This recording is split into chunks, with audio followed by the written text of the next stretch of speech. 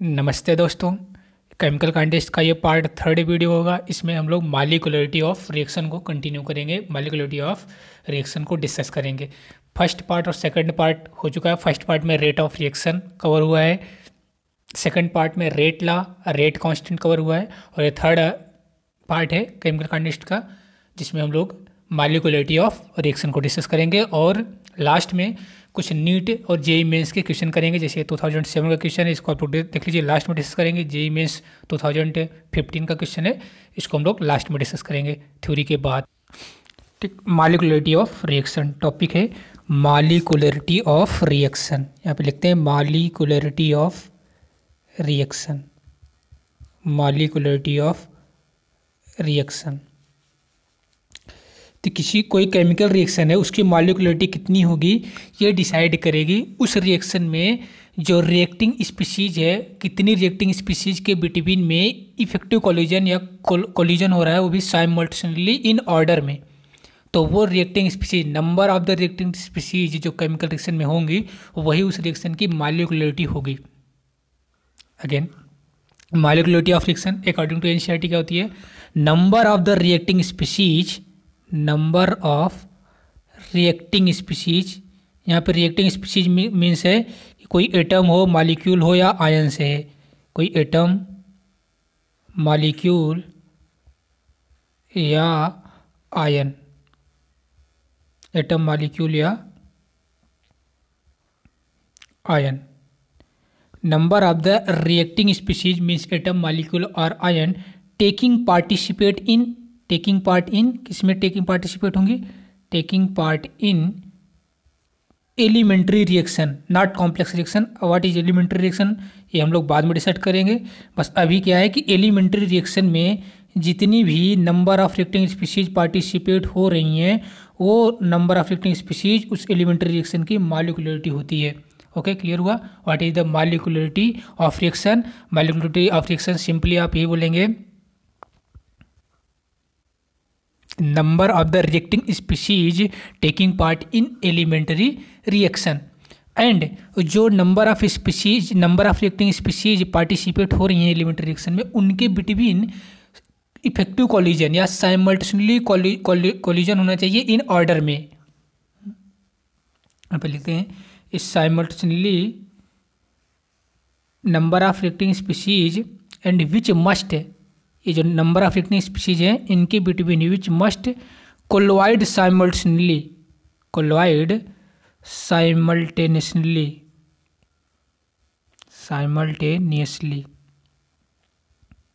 एक साथ एक मॉलिक्यूल, एक साथ नंबर मॉलिक्यूल, स्पीशीज और आयन एक साथ कोलॉइड भी होने चाहिए इन ऑर्डर में, इन ऑर्डर, इन ऑर्डर में। ये हो गया मॉलिक्यूलरिटी ऑफ रिएक्शन। जैसे एग्जांपल के लिए एक रिएक्टेंट है, एक मॉलिक्यूल ए है, दूसरा मॉलिक्यूल बी है, दोनों साइमल्टेनियसली कोलॉइड करके इन ऑर्डर में प्रोडक्ट बना रहे हैं। तो इस रिएक्शन की, इस केमिकल रिएक्शन की मॉलिक्यूलरिटी 2 हो जाएगी, क्योंकि इसमें नंबर ऑफ रिएक्टिंग स्पीशीज कितनी है? 2 है। ओके, ये सिंपल सा एग्जांपल था जनरल। ऐसे अगर एक ही रिएक्टिंग मॉलिक्यूल होता, मान लीजिए ए रिएक्टिंग मॉलिक्यूल ए है, उससे सीधा प्रोडक्ट बन रहा है, तो इसकी मॉलिक्यूलरिटी हो जाती 1, क्योंकि इसमें जो नंबर ऑफ रिएक्टिंग स्पीशीज हैं वो सिर्फ एक ही है, तो मॉलिक्यूलरिटी हो जाती 1, यानी कि यूनिमॉलिक्यूलर रिएक्शन हो जाता। ऊपर मॉलिक्यूलरिटी की डिफिनीशन हो गई है सिंपल सी, एक बार फिर से देख लीजिए आप लोग मॉलिक्यूलरिटी की definition.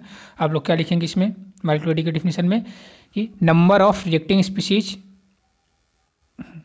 Number of reacting species means atom, molecule or ion taking part in elementary reaction which must colloid simultaneously in order called molecularity of reaction। किसी भी केमिकल रिएक्शन में जितने भी मॉलिक्यूल पार्टिसिपेट हो रहे हैं सिंपल से, वही उसकी मॉलिक्यूलरिटी हो जाएगी। जैसे इसमें 2 मॉलिक्यूल हैं तो मॉलिक्यूलरिटी 2, इसमें 1 ही मॉलिक्यूल है तो मॉलिक्यूलरिटी 1।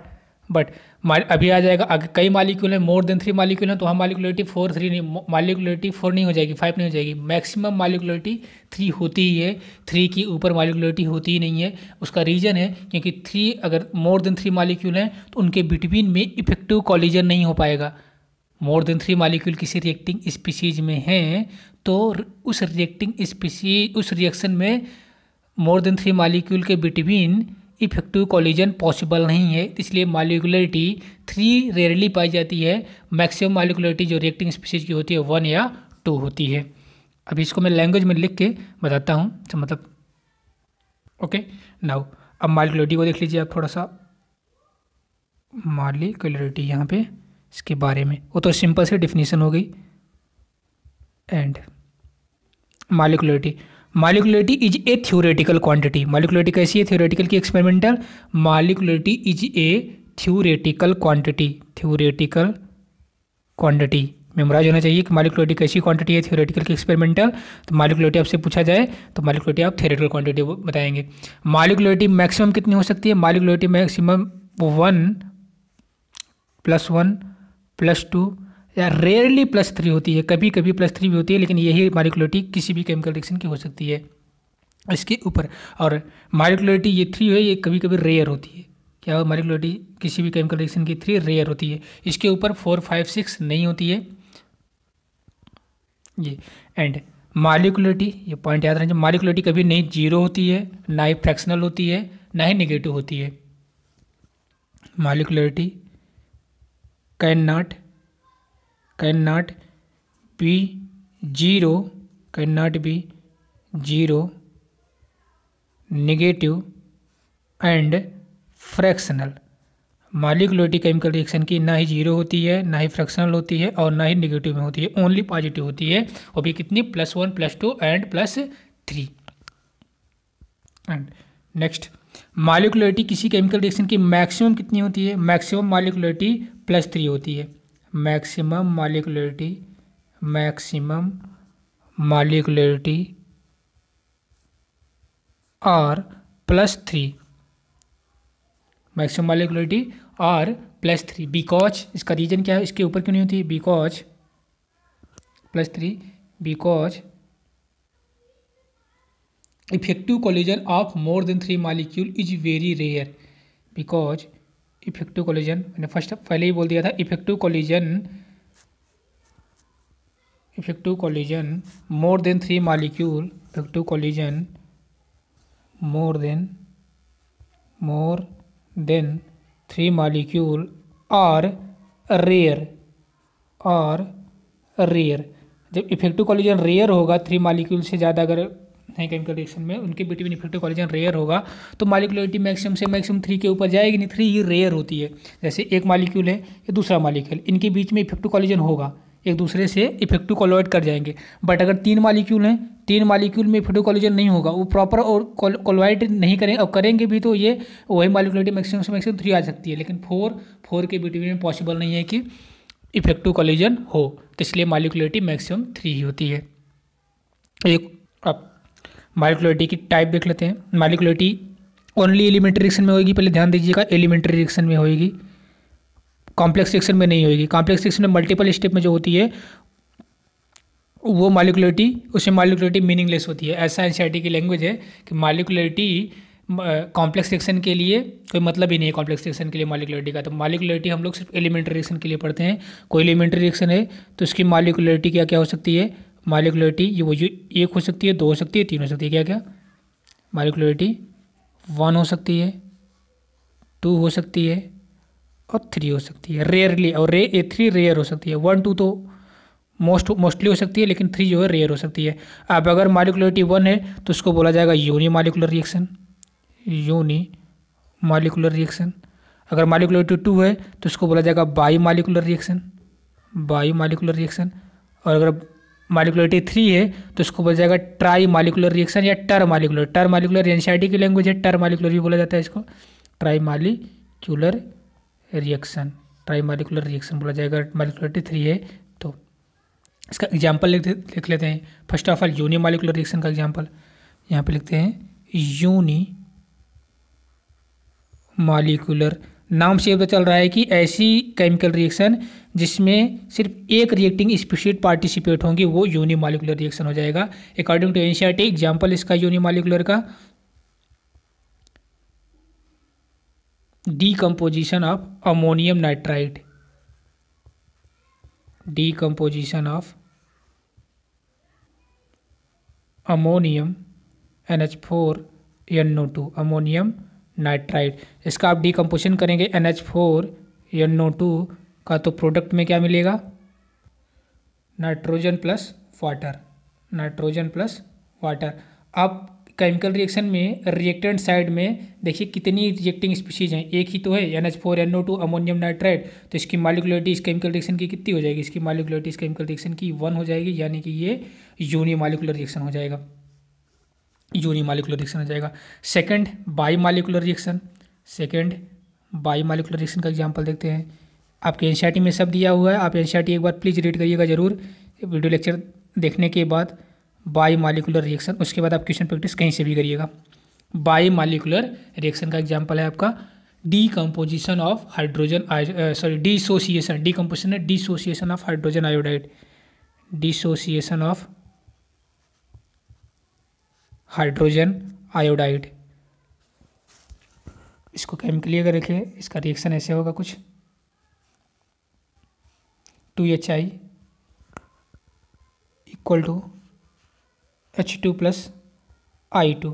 अब इसकी मॉलिक्यूलरिटी 2 है, क्यों, क्योंकि इसमें कितने मॉलिक्यूल हैं, 2HI के कितने मॉलिक्यूल हैं, HI के 2 मॉलिक्यूल हैं, तो इसकी मॉलिक्यूलरिटी इस रिएक्शन की 2 हो जाएगी, इसलिए इसको बाई मॉलिक्यूलर रिएक्शन बोला जा रहा है, बाई मॉलिक्यूलर रिएक्शन बोला जा रहा है। अब एक थर्ड जो रिएक्शन है, थर्ड मॉलिक्यूलरिटी क्या पॉसिबल है, ट्राई मॉलिक्यूलर या टर मॉलिक्यूलर बोलते हैं, तो थर्ड वाली है ट्राई मॉलिक्यूलर। इसका एग्जांपल देख लेते हैं ट्राई मॉलिक्यूलर रिएक्शन की, या टर मॉलिक्यूलर, इसी को बोलते हैं ट्राई मॉलिक्यूलर या टर मॉलिक्यूलर। टर मॉलिक्यूलर एनसीईआरटी में आप देखेंगे तो टर मॉलिक्यूलर एनसीईआरटी ने यूज कर रखा है ट्राई मॉलिक्यूलर के लिए। तो टर मॉलिक्यूलर या ट्राई मॉलिक्यूलर में नाम से पता चल रहा है कि इस केमिकल रिएक्शन में कितने मॉलिक्यूल रहेंगे, 3 मॉलिक्यूल रहेंगे रिएक्टेंट में। यानी एग्जाम्पल इसका हो जाएगा 2NO plus O2 equal to 2NO2। और ये जितनी भी रिएक्शन हम लोग पढ़ रहे हैं सब एलिमेंट्री रिएक्शन है, कोई कॉम्प्लेक्स रिएक्शन नहीं है, क्योंकि मॉलिक्यूलरिटी ओनली एलिमेंट्री रिएक्शन पे ही अप्लीकेबल होती है, कॉम्प्लेक्स रिएक्शन पे तो अप्लीकेबल होती ही नहीं है। अब इसमें नंबर ऑफ मॉलिक्यूल कितने हैं रिएक्टेंट साइड में, ये रिएक्टेंट है, ये इसमें 2 NO है, 2 NO के मॉलिक्यूल है, एक ऑक्सीजन का मॉलिक्यूल है, यानी मॉलिक्यूलरिटी इसकी कितनी आ जा रही है, मॉलिक्यूलरिटी 3 आ जा रही है, और जो कि ये रेयर है, यही है कि जिसकी मॉलिक्यूलरिटी 3 आ रही है। नाउ एक एनसीईआरटी ने एग्जाम्पल दे रखा है, उसको आप देख के बताइए उसकी मॉलिक्यूलरिटी कितनी है। आप देख के तो पहले एग्जाम्पल देख लीजिए, KClO3 plus 6FeSO4 plus 3H2SO4 equal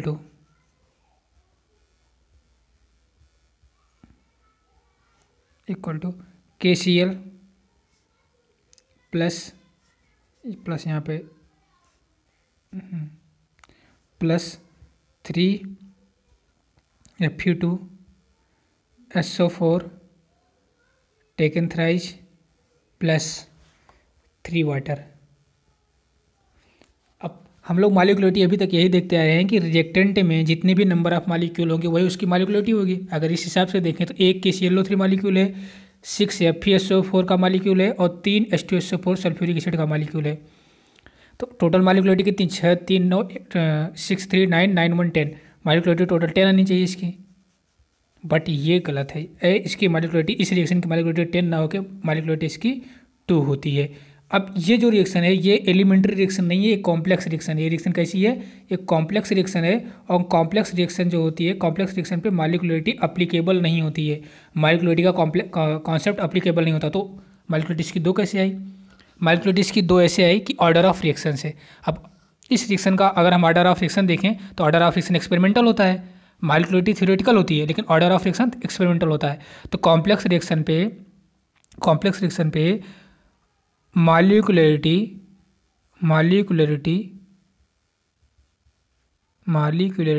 not applicable, यहाँ कॉम्प्लेक्स रिएक्शन में मॉलिक्यूलरिटी अप्लीकेबल नहीं होती है, मॉलिक्यूलरिटी नॉट अप्लीकेबल। इस कॉम्प्लेक्स रिएक्शन के लिए जो चीज़ होती है वो होती है ऑर्डर ऑफ रिएक्शन। अगर कॉम्प्लेक्स रिएक्शन है तो कॉम्प्लेक्स रिएक्शन में जो उस कॉम्प्लेक्स रिएक्शन का ऑर्डर ऑफ रिएक्शन होगा वही उस रिएक्शन की कॉम्प्लेक्स रिएक्शन की मॉलिक्यूलरिटी होगी। अब यहाँ पे हम दोनों पे कंपेयर करेंगे एक बार, एक्चुअली मालिकुलरिटी तो थ्योरेटिकल होता है, ऑर्डर ऑफ रिएक्शन क्या होता है, एक्सपेरिमेंटल होता है। ये एक्सपेरिमेंटल वैल्यू है, एक्सपेरिमेंटली आती है, एक्सपेरिमेंटल। आई होप कि इसको मैं फिर से लिख देता हूँ, एक्सपेरिमेंटल। ऑर्डर ऑफ रिएक्शन जो होता है आपका एक्सपेरिमेंटल होता है, और जब ऑर्डर ऑफ रिएक्शन उस सुपर रिएक्शन का देखा गया तो 2 आया, तो मालिकुलरिटी भी 2 आ जाएगी। कॉम्प्लेक्स रिएक्शन के केस में मालिकुलरिटी वो ऑर्डर ऑफ रिएक्शन के सेम होती है, और ऑर्डर ऑफ रिएक्शन अभी कॉम्प्लेक्स रिएक्शन की बात करेंगे, वहाँ पे जो ऑर्डर ऑफ रिएक्शन होगा वो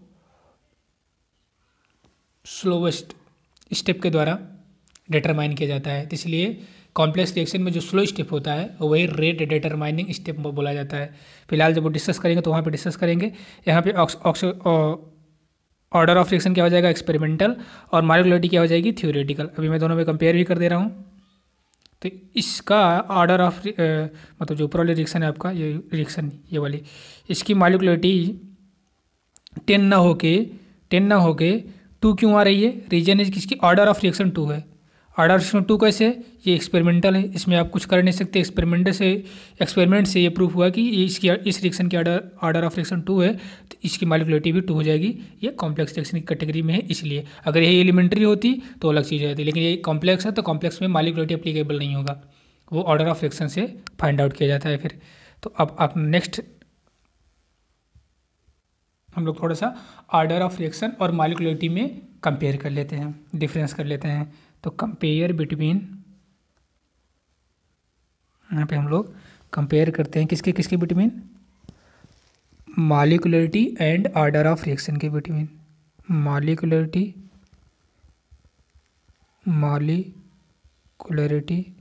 and order of reaction OOR के बिटवीन कंपेयर करते हैं। तो कंपेयर करने पे फर्स्ट ऑफ ऑल तो यही कि मालिकुलरिटी जो होती है वो थ्योरेटिकल क्वांटिटी होती है, and order of reaction experimental quantity होती है। Second difference, molecularity can not zero fractional और निगेटिव, जबकि ऑर्डर ऑफ रिएक्शन फ्रैक्शनल भी हो सकता है, जीरो भी हो सकता है, एंड नेगेटिव भी हो सकता है। नेक्स्ट डिफरेंस क्या है मेजर, मालिकुलरिटी की डिफिनेशन। मालिकुलरिटी क्या होती है, number of the reacting species. Chemical reaction में जो नंबर ऑफ रिएक्टिंग स्पीशीज होती है वही उस केमिकल रिएक्शन की मालिकुलरिटी होती है। Number of reacting species in elementary reaction, तो वही होता है उस केमिकल रिएक्शन की मालिकुलरिटी। जबकि order of reaction sum of the power raised on the rate expression. Order of reaction कैसे निकाले जाते हैं, it is a sum of power raised in rate expression. जो हम लोग रेट ला लिखते हैं किसी रिएक्शन का, उस रेट ला में जो पावर होता है वो उसका सम कर देते हैं तो ऑर्डर ऑफ रिएक्शन बता देता है। तो ऑर्डर ऑफ रिएक्शन में ये डिफरेंस हो गया एक ऑर्डर ऑफ रिएक्शन और मालिकुलरिटी में। एंड नेक्स्ट, मालिकुलरिटी जो होती है केमिकल रिएक्शन की, वो प्रेशर और टेम्परेचर पे इंडिपेंडेंट होती है, मीन्स प्रेशर और टेम्परेचर पे डिपेंड नहीं करती है, जबकि ऑर्डर ऑफ रिएक्शन प्रेशर और टेम्परेचर डिपेंडेंट होता है। थर्ड डिफरेंस आप इस पर नोट कर सकते हैं।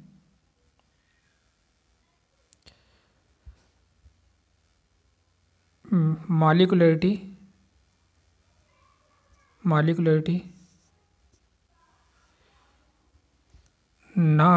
डज नॉट, यहाँ डज लिख ली, डज नॉट मतलब डज नॉट, ये डज नॉट रहेगा, does not depend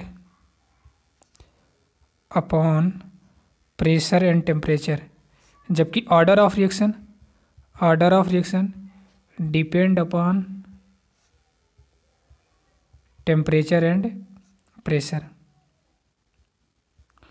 and next difference आप बोल सकते हैं molecularity only applicable, molecularity only applicable in elementary reaction. ये सिर्फ एलिमेंट्री रिएक्शन में एप्लीकेबल होती है मॉलिक्यूलरिटी, जबकि while order of reaction applicable both, molecularity applicable both, यानी एलिमेंट्री रिएक्शन में भी एप्लीकेबल है ये, and order of reaction complex reaction में भी एप्लीकेबल है, दोनों में एप्लीकेबल है। ये कुछ मेजर डिफरेंस हो गए आपके ऑर्डर ऑफ रिएक्शन और किसमें, मॉलिक्यूलरिटी में। तो आप यहाँ से इसको देख लीजिए, दोनों में ऑर्डर ऑफ रिएक्शन और मॉलिक्यूलरिटी में। एक बार फिर से देख लीजिए ध्यान से, मॉलिक्यूलरिटी थ्योरेटिकल होता है, ऑर्डर ऑफ रिएक्शन एक्सपेरिमेंटल होता है। मॉलिक्यूलरिटी कभी can not B zero, fractional और नेगेटिव, ये इंटीजर वैल्यू होगी, मैक्सिमम 3 होती है, जबकि order of reaction fractional, zero and negative में भी कुछ भी हो सकती है। Number of the reacting species जो होती है एलिमेंट्री रिएक्शन में, वही उस रिएक्शन की मॉलिक्यूलरिटी होती है, जबकि ऑर्डर ऑफ रिएक्शन क्या होता है, sum of the power raised in the rate expression. Rate expression जो पावर लगा होता है उसी का सम कर दोगे तो उस रिएक्शन की ऑर्डर ऑफ रिएक्शन आ जाएगी। Next difference order of reaction and next difference है मॉलिक्यूलरिटी प्रेशर और टेम्परेचर पर डिपेंड नहीं करती है, जबकि ऑर्डर ऑफ रिएक्शन प्रेशर और टेम्परेचर पर डिपेंड करता है। मॉलिक्यूलरिटी ओनली एप्लीकेबल है एलिमेंट्री रिएक्शन पे, कॉम्प्लेक्स रिएक्शन में, कॉम्प्लेक्स रिएक्शन के लिए मॉलिक्यूलरिटी की कोई मीनिंग नहीं होती है। For complex reaction molecularity has no meaning, and order of reaction applicable both elementary reaction and the complex reaction. एक नोट पॉइंट करके ध्यान दीजिएगा, ये नोट पॉइंट करके ध्यान दीजिएगा। अभी हमने बोला कि एक जस्ट ऊपर हमने डिस्कस कर चुका, फिर अगेन डिस्कस कर रहे हैं वही कि मॉलिक्यूलरिटी मैक्सिमम कितनी हो सकती है, मैक्सिमम मॉलिक्यूलरिटी 3 हो सकती है, 3 के ऊपर मॉलिक्यूलरिटी नहीं हो सकती है, मॉलिक्यूलरिटी मैक्सिमम 3 हो सकती है। उसका रीजन क्या है, अगर 3 के ज़्यादा मॉलिक्यूल हैं, मोर देन 3 मॉलिक्यूल हैं, तो उनके बिटवीन में प्रोबेबिलिटी होती है कि इफेक्टिव कोलिजन नहीं हो पाएगी, तो इसलिए मॉलिक्यूलरिटी मैक्सिमम 3 से ऊपर नहीं होती है। अभी एक आप जेईई मेंस का क्वेश्चन देखिए, उसको सॉल्व, आपका क्वेश्चन जेईई मेंस 2015 का, इसको सॉल्व करिए। Higher order greater than 3 reaction are rare due to, पूछ रखा है कि हाइयर ऑर्डर मॉलिक्यूल मतलब ऑर्डर जो ग्रेटर देन 3 ऑर्डर की रिएक्शन होती हैं वो रेयरली पाई जाती हैं, ऐसा रीजन क्या है इसका रीजन पूछ रखा है उन्होंने। फर्स्ट दिया है shifting of the equilibrium toward the reactant due to the elastic collision, नहीं रूल आउट, इसका कोई लेना देना नहीं है। Loss of the active species on the collision, नहीं ये भी नहीं सकता। Low probability of the simultaneously collision of all the reacting species, ये करेक्ट है, बिकॉज अभी हम लोग जस्ट पढ़ के आ रहे हैं कि किसी केमिकल रिएक्शन में अगर मोर देन 3 मॉलिक्यूल है तो मोर देन 3 मॉलिक्यूल के बिटवीन इफेक्टिव कोलिजन यानी पॉसिबल नहीं है, नहीं कि इफेक्टिव कोलिजन जो होती है उसकी प्रोबेबिलिटी लो हो जाती है, इसलिए मॉलिक्यूलरिटी या order of reaction greater than 3 जो होती है रेयर होती है। तो higher order reaction are rare due to the, ये ऑप्शन आपका हो जाएगा low probability of simultaneous collision of all the reacting species. Increase entropy and activation energy as more molecule, इसका कोई लेना देना नहीं है इसके कोलिजन से, जस्ट हम लोग मॉलिक्यूलरिटी में थ्योरेटिकल पॉइंट में ये पॉइंट अभी रीड करके आ रहे हैं। तो ये चीज़ क्लियर हो गया आपका। चलिए आगे चलते हैं। अब हम लोग देखेंगे mechanism of reaction, mechanism of reaction, mechanism of reaction, mechanism of reaction फिर से लिखते हैं, मैकेनिज्म ऑफ रिएक्शन। अब मैकेनिज्म ऑफ रिएक्शन में हम लोग अगर देखें तो 2 टाइप की रिएक्शन होती है। एक तो एलिमेंट्री रिएक्शन, जस्ट अभी मॉलिक्यूलरिटी के ऊपर पढ़ते हुए हम लोग आ रहे हैं। एलिमेंट्री रिएक्शन में मॉलिक्यूलरिटी एप्लीकेबल होती है एलिमेंट्री रिएक्शन के लिए, बट कॉम्प्लेक्स रिएक्शन के लिए मॉलिक्यूलरिटी एप्लीकेबल नहीं होती है। तो यहाँ पे हम लोग वही दोनों रिएक्शन की बात करेंगे। एक एलिमेंट्री रिएक्शन, ये क्या होती है एलिमेंट्री रिएक्शन, और दूसरी complex reaction, complex reaction. First of all basic जानकारी इसके लिए लीजिए का जो एलिमेंट्री रिएक्शन होती है वो कंप्लीट हो जाती है सिंगल स्टेप में। एलिमेंट्री रिएक्शन सिंगल स्टेप में कंप्लीट होती है, एलिमेंट्री रिएक्शन सिंगल स्टेप की होती है, और जबकि कॉम्प्लेक्स रिएक्शन जो होती है मल्टीपल स्टेप में कंप्लीट होती है, मल्टीपल स्टेप में कंप्लीट होती है, मल्टीपल स्टेप में कंप्लीट होती है। एंड जो एलिमेंट्री रिएक्शन जो सिंगल स्टेप में कंप्लीट हो रही है, इस एलिमेंट्री रिएक्शन का जो रेट लॉ जब हम लोग लिखते हैं, एलिमेंट्री रिएक्शन का जो रेट लॉ के ऊपर जो एक्सपोनेंट होता है, यानी exponent in rate law exponent in rate law is equal to the exponent in rate law equal to the stoichiometric coefficient of the reaction। ये exponent in rate law equal to किसके होगा? Stoichiometric coefficient, stoichiometric coefficient of reaction. जबकि multiple जो complex reaction होती है उसमें ऐसा नहीं है, वो मल्टीपल स्टेप में होती है, उसमें मैकेनिज्म होता है स्लो स्टेप और फास्ट स्टेप। इस मल्टीपल स्टेप में एक स्टेप स्लो स्टेप होगा। आई होप कि यहाँ पे विजिबिलिटी क्लियर है। यहाँ पे एक स्टेप होगा स्लो स्टेप, एक फास्ट स्टेप और दूसरा स्लो स्टेप। एंड जो स्लो स्टेप होगा यही RDP means RDS means rate determining step होगा। ये स्लो स्टेप जो होगा कॉम्प्लेक्स रिएक्शन का रेट डिटरमाइनिंग स्टेप होगा।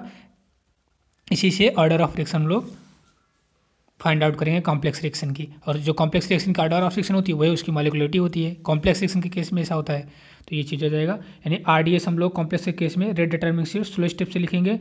ओके, ये चीज़ आपका हो गया। एक बार फिर से देख लीजिए जरा, हम लोग पढ़ रहे हैं मैकेनिज्म ऑफ रिएक्शन। इसमें हम लोग दो टाइप की रिएक्शन पढ़ रहे हैं। एक एलिमेंट्री रिएक्शन जो कि सिंगल स्टेप में होती है, और ये एलिमेंट्री रिएक्शन जो सिंगल स्टेप में हो रही है इसका exponent in rate law equal to होता है स्टाइकियोमेट्रिक कोफिशिएंट ऑफ रिएक्शन के। जो रिएक्शन की स्टाइकियोमेट्रिक कोफिशिएंट होगा वही रेट ला में जो एक्सपोनेंट रहेगा ये दोनों बराबर रहेंगे। जबकि कॉम्प्लेक्स रिएक्शन जो होती है वो मल्टीपल स्टेप में होती है, यानी स्लो और फास्ट स्टेप में होती है, और स्लो स्टेप इसका रेट डिटरमाइनिंग स्टेप होता है। अब थोड़ा सा एलिमेंट, जैसे मान लीजिए कि मैं यहाँ पे एग्जाम्पल ले रहा हूँ एलिमेंट्री रिएक्शन का। ये है एलिमेंट्री रिएक्शन जो कि सिंगल स्टेप में कंप्लीट होती है। ये रहे सिंपल रिएक्शन A+B, इससे बन रहा है एक product P।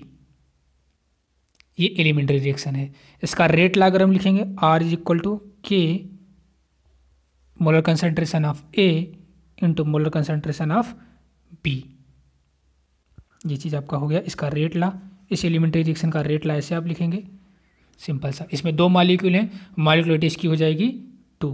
But order of reaction ये तो एक्सपेरिमेंटल होता है, तो ये ऑर्डर ऑफ रिएक्शन इसका एक्सपेरिमेंटल रहेगा। रेट ला को अगर देखें तो इसका ऑर्डर ऑफ रिएक्शन भी 2 है, क्योंकि sum of the power of the reactant के सम को ऑर्डर ऑफ रिएक्शन ही बोलते हैं। तो इसका सम ऑफ पावर करेंगे तो इसका ऑर्डर ऑफ रिएक्शन 2 आएगा, जो कि एक्सपेरिमेंट होता है। मॉलिक्युलरिटी नंबर ऑफ रिएक्टिंग स्पीशीज 2 है, एक A मॉलिक्यूल है दूसरा B मॉलिक्यूल है, तो मॉलिक्युलरिटी 2 ही आ जाएगी इस एलिमेंट्री रिएक्शन की।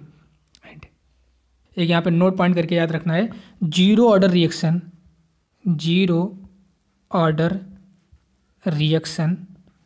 Can never be elementary reaction. Zero order reaction can never be elementary reaction. Zero order reaction कभी भी एलिमेंट्री रिएक्शन नहीं हो सकती। Can never be, zero order reaction can never be elementary reaction.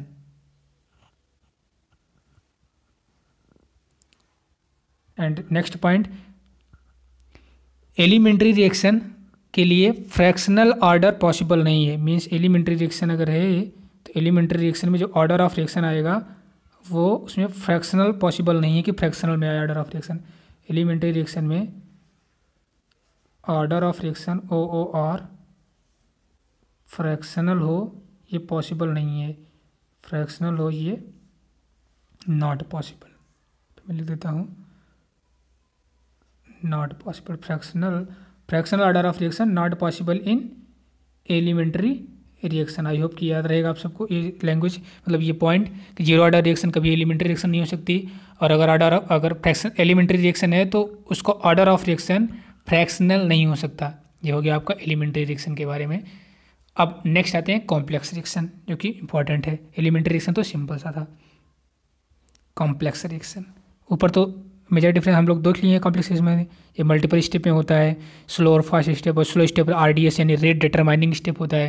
ये सब हो गया है। अब जैसे मैं एक रिएक्शन ले रहा हूँ, एग्जाम्पल के तौर पे एक रिएक्शन ले रहा हूँ, 2NO2Cl is equal to 2NO2 + Cl2। इसका एक्सपेरिमेंटली रेट ला है क्या? एक्सपेरिमेंटल रेट ला ये मैं लिख रहा हूँ R = K NO2Cl R equal to K NO2Cl। अब इस रिएक्शन की मैकेनिज्म लिख रहा हूँ और रेट ला हो गया इसकी मैकेनिज्म में एक स्टेप स्लो स्टेप होगा, एक स्टेप फास्ट स्टेप होगा। तो फर्स्ट स्टेप जो है स्लो स्टेप है, NO2Cl equal to NO2 plus Cl। ये कैसा स्टेप है? ये आपका स्लो स्टेप है यानी कि यही रेट डिटरमाइनिंग स्टेप होगा। Second step NO2Cl plus Cl equal to NO2 plus Cl2। ये आपको क्वेश्चन में दे रखेगा स्टेप मैकेनिज्म, आपको देख के क्वेश्चन पूछेगा वो, डोंट वरी कि मैकेनिज्म भी आपको लिखना है वहाँ पे, ऐसा नहीं है। क्वेश्चन में मैकेनिज्म दे रखेगा, रेट ला दिए रखेगा, उसके बाद आपको पूछेगा कि ऑर्डर ऑफ रिएक्शन इसकी बता दीजिए या इसका रेट ला लिख दीजिए। ठीक, यानी कि अगर ऐसी रिएक्शन है, ऐसे दे रखा है, अब कहेगा कि आप इसका रेट ला लिखिए, करेक्ट रेट ला। तो रेट ला कौन डिसाइड करेगा? मैकेनिज्म के अकॉर्डिंग रेट ला डिसाइड करने वाला होता है RDS डिसाइड करने वाला होता है स्लोवेस्ट वाली, जो स्लो रिएक्शन होती है, यानी रेट डिटरमाइनिंग स्टेप स्लो वाली होगी, यानी ये रेट डिटरमाइनिंग स्टेप हो जाएगा। यानी इस रिएक्शन के लिए जो रेट आपका हो जाएगा स्लोवेस्ट स्टेप के अकॉर्डिंग हम रेट लिखेंगे। यानी कि इस रिएक्शन का जो रेट ला होगा, rate law from slow step से हम रेट ला इसका लिखेंगे, यानी रेट ला का स्लो स्टेप की रिएक्शन ये रही। ठीक, ये रही स्लो स्टेप की रिएक्शन। तो R is equal to K molar concentration of NO2Cl, ये इसका हो जाएगा रेट ला इस रिएक्शन के लिए। ये जो रिएक्शन है, ओके, इतना आपको क्वेश्चन दे रहेगा, सिंपल सा पूछेगा इसका रेट ला आप बता दीजिए हमको।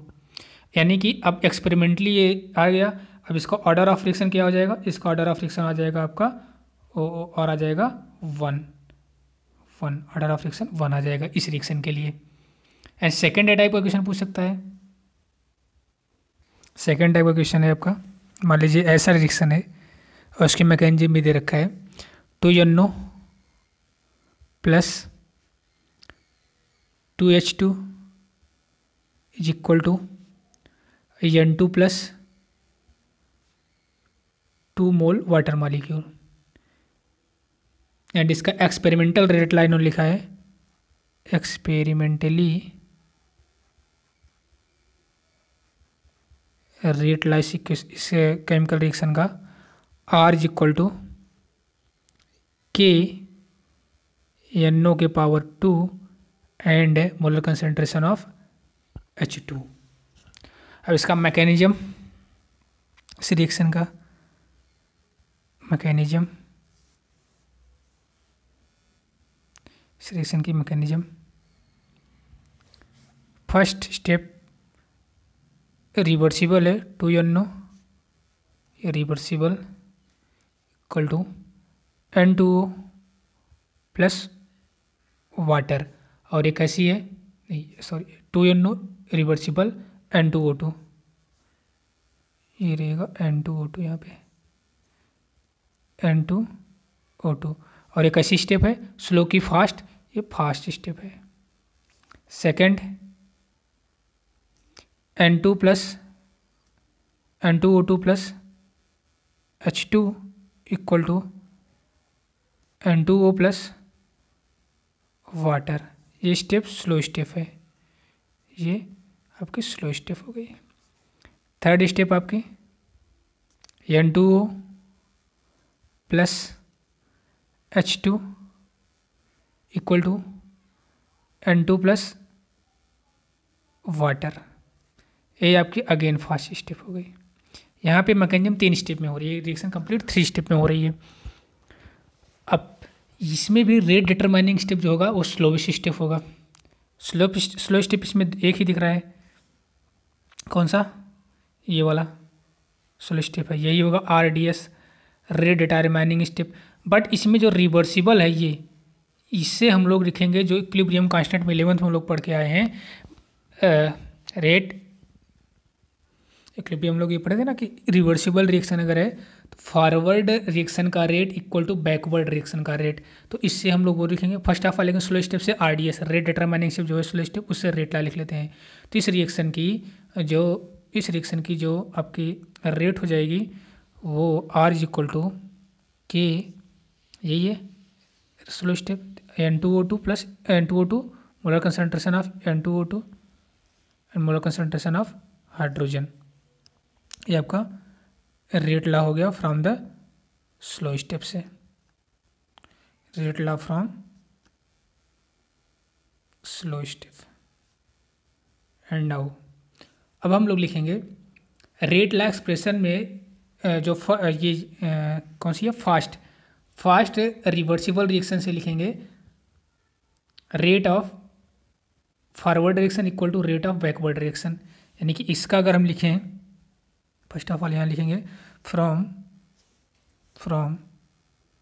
फास्ट रिएक्शन तो RF इक्वल टू RB लिखेंगे, rate of forward reaction equal to rate of backward reaction. अब रेट ऑफ फॉरवर्ड रिएक्शन क्या हो जाएगा, उस रिवर्सिबल रिएक्शन को ध्यान से देखिए, NO KF, rate of forward reaction का हो जाएगा KF NO KF NO की पावर 2, ये स्टोइकियोमेट्री है, equal to rate of backward reaction हो जाएगा KB इंटू N2O2। अब इस ऐसे रिएक्शन में आप देखिए इंटरमीडिएट कौन सा है, तो इंटरमीडिएट आप स्लो और इस स्टेप में देखेंगे जो इरिवर्सिबल है, इसमें N2O इंटरमीडिएट है, N2O दोनों में है, N2O दोनों में है।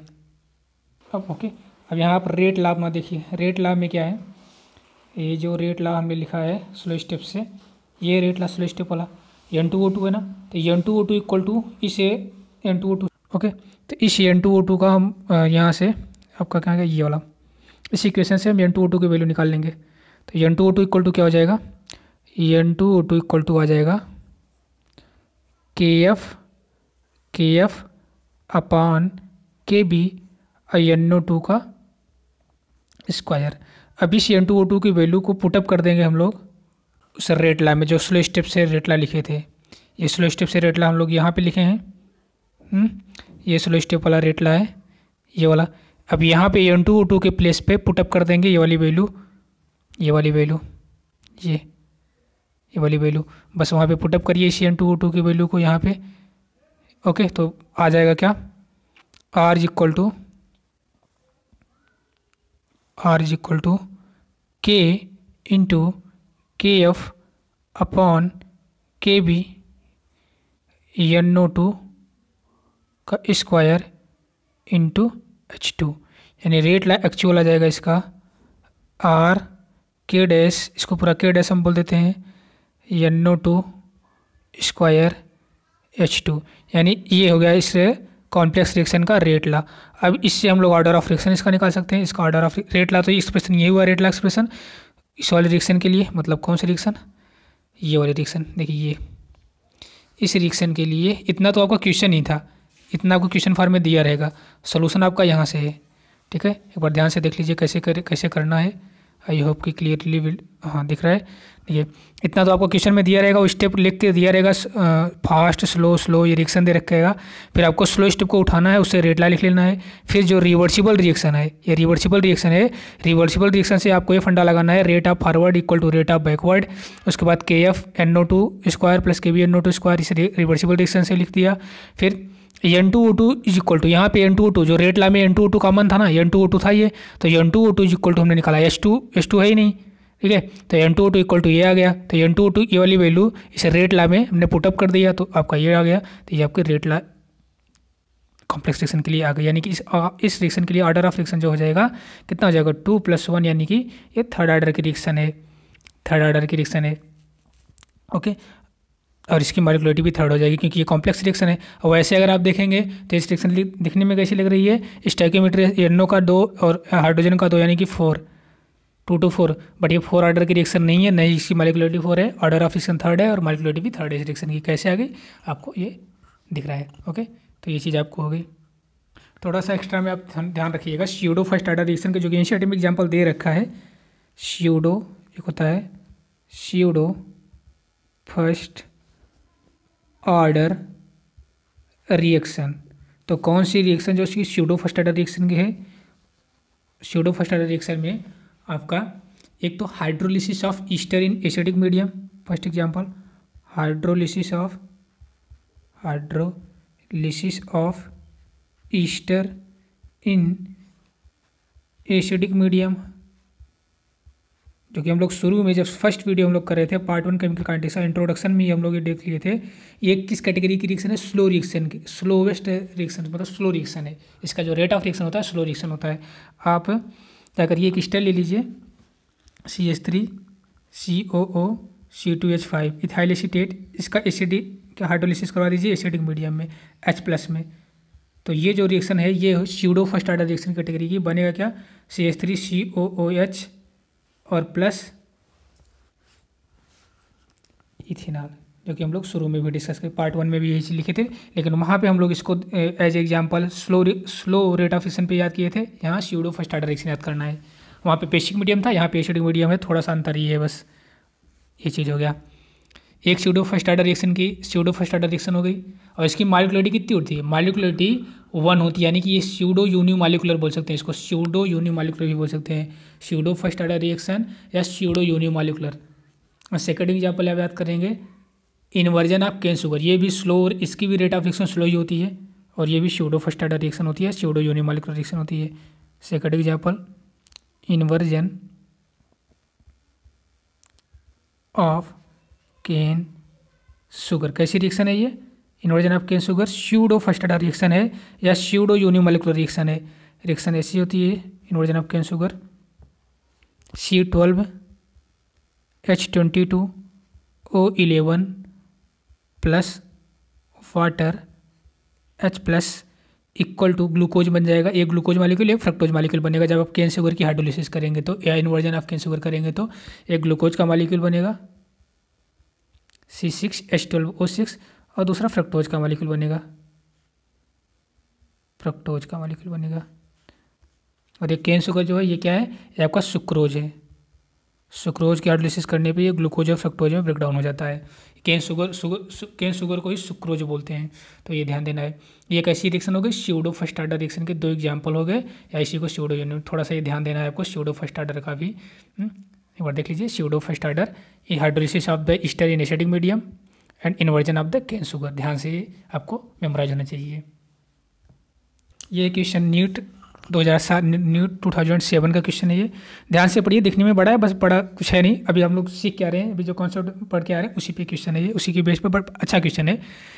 The reaction of the hydrogen and iodine monochloride is given as, ये रिएक्शन दे रखी है H2 gas plus 2 ICl gaseous equal to 2 HCl plus I2। The reaction is of first order with respect to the hydrogen and ICl following mechanism were proposed, mechanism A और mechanism B दे रखा है यहाँ पे, और mechanism B में आप slow step पे focus रहिएगा, बस ये स्लो स्टेप है आपका, इस पे बस फोकस रहिए, क्योंकि RDA जो है स्लो स्टेप होती है, रेट डिटर्मिनेशन स्लो स्टेप होती है, ये फास्ट है इसे लेना नहीं है। ये भी ये मैकेनिज्म है। Which of the above mechanism can be constituent with given information about the reaction, तो कौन सी मैकेनिज्म जो है रिएक्शन की, जो रिएक्शन की इन्फॉर्मेशन देगी, रिएक्शन के बारे में इन्फॉर्मेशन देगी, तो उस slow step rate determining RDS step कौन सी होती है? स्लो स्टेप से ही हम रेट ला लिख सकते हैं, ऑर्डर ऑफ रिएक्शन को आइडेंटिफाई कर सकते हैं, मॉलिक्युलरिटी को। जब ऑर्डर ऑफ रिएक्शन निकल गया, चूंकि ये कॉम्प्लेक्स रिएक्शन है, तो फर्स्ट ऑफ ऑल हम लोगों का फोकस रहेगा कि स्लो स्टेप को, मैकेनिज्म में स्लो स्टेप को ढूंढें। स्लो स्टेप मिल जाएगा तो रेट ला लिखेंगे, जब रेट ला लिख लेंगे तो उसका क्या निकल जाएगा? ऑर्डर ऑफ रिएक्शन निकल जाएगा, और जो ऑर्डर ऑफ रिएक्शन होगा वही उसकी मॉलिक्युलरिटी हो जाएगी। तो इससे क्वेश्चन नंबर 30 जो भी 2007 का क्वेश्चन है, APMT पहले APMT होता था, तो इतना लंबा क्वेश्चन दिया, बट हमको स्लो पे देखना है इसका। तो इसका अगर हम रेट लिखेंगे तो R इक्वल टू K, ये स्लो स्टेप है, molar concentration of H2 and molar concentration of ICl, ये इसका रेट ला हो जाएगा। ऑर्डर ऑफ रिएक्शन इसका 2 आ जाएगा, और ये चीज़ आपका हो गया। और ये दिया भी है लैंग्वेज में, reaction is first order with respect to the hydrogen के रिस्पेक्ट में भी फर्स्ट ऑर्डर है, ICl के रिस्पेक्ट में भी फर्स्ट ऑर्डर है। आप रेट लास्ट से देखिए, हाइड्रोजन के रिस्पेक्ट में हाइड्रोजन पे कितना पावर है? 1 ही पावर है। ICl पे कितना पावर है? इसको मैं एक बार फिर से यहाँ पे साफ क्लियरली विजिबल हो, ये देखिए, अगर मैं स्लो स्टेप को देख के, स्लो स्टेप इस रिएक्शन को देख के मैं क्या लिख रहा हूँ, इस रिएक्शन का लिख रहा हूँ रेट ला, ये स्लो स्टेप से R is equal to K molar concentration of H2 into molar concentration of ICl। तो पावर इसका 1 है। अगर order of reaction with respect to H2 देखा जाए तो कितना है, H2 पे कितनी पावर है, 1 ही पावर, तो इसका order of reaction respect to hydrogen 1 आ जाएगा। ऐसे विथ रिस्पेक्ट टू ICl देखा जाए तो भी ऑर्डर ऑफ रिएक्शन क्या आ जाएगी, order of reaction with respect to ICl, तो ICl पे कितनी पावर है, 1 ही तो है, तो इसका भी 1 आ जाएगा। रेट ला आपका ये है, और ये लैंग्वेज में ऊपर यूज भी किया है, लैंग्वेज में आपका ये दिया भी है क्वेश्चन में, ये reaction is the first order with respect to hydrogen and ICl। And अब उसके बाद इन्होंने पूछा है कि कौन इन्फॉर्मेशन दे रहा है, तो जो स्लो नहीं, अगर पकड़ में इतना रहा है तो बस स्लो आप ढूंढिए, यानी कि मैकेनिज्म बी वाले रिएक्शन इन्फॉर्मेशन दे रही है, यानी बी ओनली, यानी क्वेश्चन नंबर 33 का डी ऑप्शन करेक्ट आपका हो जाएगा। अभी हम लोग इंटेस्ट क्वेश्चन देख लेते हैं। इंटेस्ट क्वेश्चन है क्वेश्चन नंबर 4.43 क्वेश्चन है ना, ओके रीड करिए इसको। क्वेश्चन पूछ रखा है, for a reaction A plus B is equal to product the rate law is given by, rate law दे रखा है इस रिएक्शन के लिए, A plus B is equal to product है, इसके लिए रेट ला दे रखा है। तो ऑर्डर ऑफ रिएक्शन सिंपल सा क्वेश्चन है, इसका लिए पहले रेट ला ये दे रखा है R के A के पावर 1/2 और B के पावर 2। तो ऑर्डर ऑफ रिएक्शन क्या होता है, sum of the power of the concentration of reactant होती है। ये जो पावर लगी है इसको सम कर दीजिए, आप इसको ऐड कर दीजिए, 1/2 + 2, यही इसका ऑर्डर ऑफ रिएक्शन हो जाएगा, यानी कि 5/2। तो इस रिएक्शन के लिए, इस रिएक्शन की जो ऑर्डर ऑफ रिएक्शन हो जाएगी वो 5/2 हो जाएगी। सेकंड क्वेश्चन 4.4 इंडेक्स क्वेश्चन, ये अच्छा क्वेश्चन है, क्वेश्चन रीड करिए। The conversion of molecule X to Y, X कोई मॉलिक्यूल है वो कन्वर्ट हो रहा है Y में, follow the second order kinetics, मतलब ये जो रिएक्शन है सेकेंड आर्डर की है, यानी कि इसका अगर रेट ला लिखेंगे तो R K molar concentration of reactant X के पावर 2, तभी तो सेकेंड आर्डर काइनेटिक्स हुआ। If the concentration of X increase to 3 time, if concentration of X बोल रहा है कि if concentration of X increase 3 time, आप X की कंसंट्रेशन को 3 टाइम इंक्रीज कर दो, X की कंसंट्रेशन को 3 टाइम अगर इंक्रीज कर देंगे, 3 टाइम इंक्रीज करने के बाद क्या होगा, यहाँ पे मैं लिख देता हूँ लैंग्वेज में, if